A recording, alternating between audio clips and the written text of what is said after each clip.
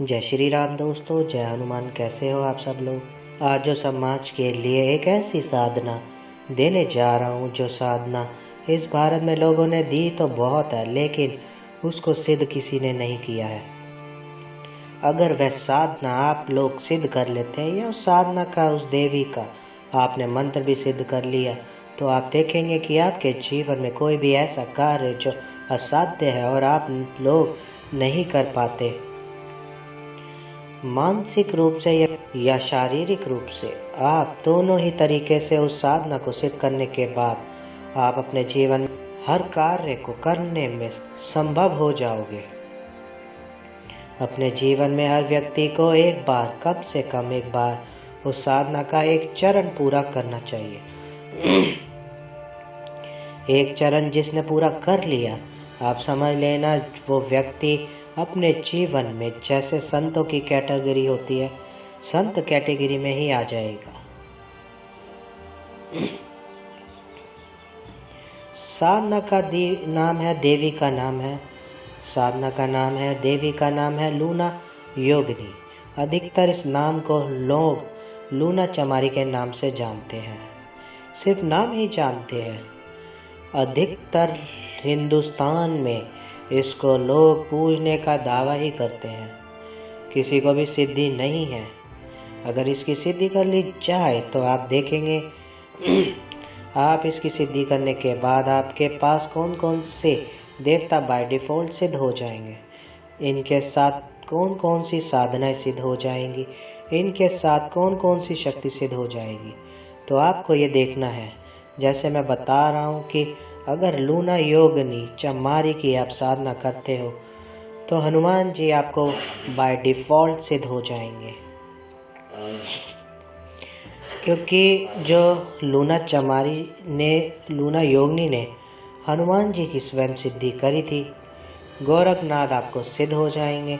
आप देखेंगे कि आपको मच्छिंद्रा सिद्ध हो जाएंगे, भगवान दत्त की आपके ऊपर कृपा आ जाएगी, काल भैरव की आपके ऊपर कृपा आ जाएगी, 10 महाविद्याओं की आपके ऊपर कृपा आ जाएगी, 64 योगिनियाँ, 56 कलवे और 52 भैरव की आपके कृपा हो जाएगी।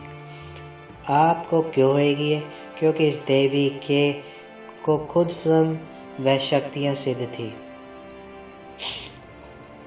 जिस प्रकार आपने देखा होगा कि पितरों का जो पूजा करते हैं और पितरों ने किसी प्रकार की सिद्धि करी हो, तो साधक उस पितृ साधना करते हैं तो उसके पास आ जाती है। तो जैसे आपने देखा होगा कि धन शास्त्री के पास हनुमान जी की कृपा इसलिए आई है क्योंकि हनुमान जी की साधना भी करता है और उसने अपने सन्यासी बाबा की भी साधना करी है।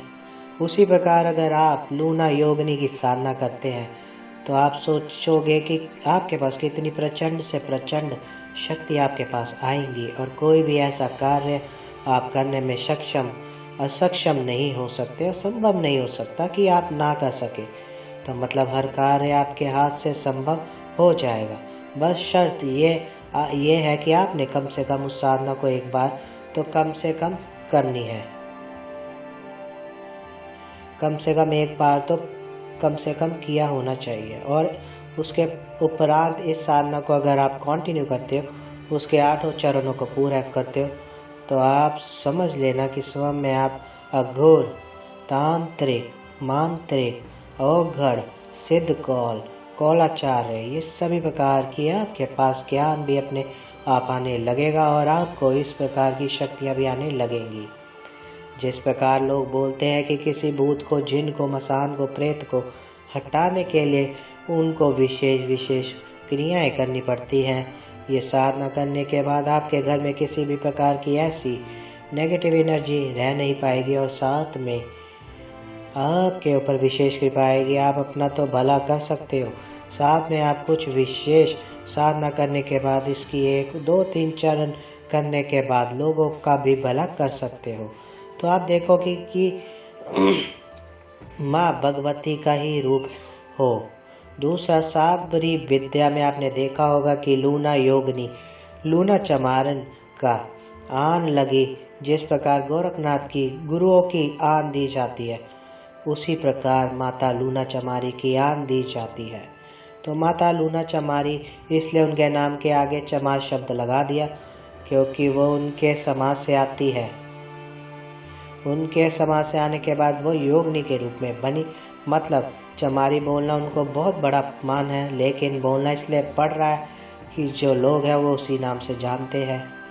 उन्होंने योग विद्या को सिद्ध करके वो अमर ही हो गई है, एक तरीके से चिरंजीव हो गई हैं, क्योंकि वो योगिनी के रूप में आई है। और इसी प्रकार की यूना योगिनी की जैसे ही योगिनी लाखों हो गई जो गौड़ बंगाल से हुई और धरती के अलग अलग क्षेत्र से हुई, लेकिन गौड़ बंगाल में माँ तारा के स्थान से और माता कामाख्या के स्थान से कामरूप से अधिकतर हुई, क्योंकि ये वहाँ पर अधिक ज़्यादा प्रचलन था। और उनमें सभी योगिनियों में से अगर देखा जाए तो माता लूना योगिनी बहुत ही पावरफुल है और बहुत ही ज़्यादा शक्तिशाली है। मेरा मानना यह है, जो भी व्यक्ति अपने घर में हर प्रकार की समस्याओं का निदान चाहता है और अपने घर में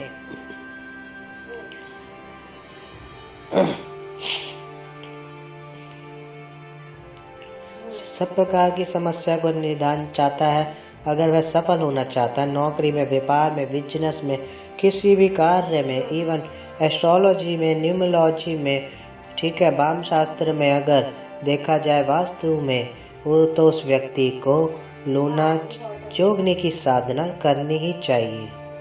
अगर मेरी वीडियो आपको अच्छी लगे तो मेरी वीडियो को लाइक कीजिए, मेरे चैनल को सब्सक्राइब कीजिए। जय श्री राम दोस्तों, जय हनुमान।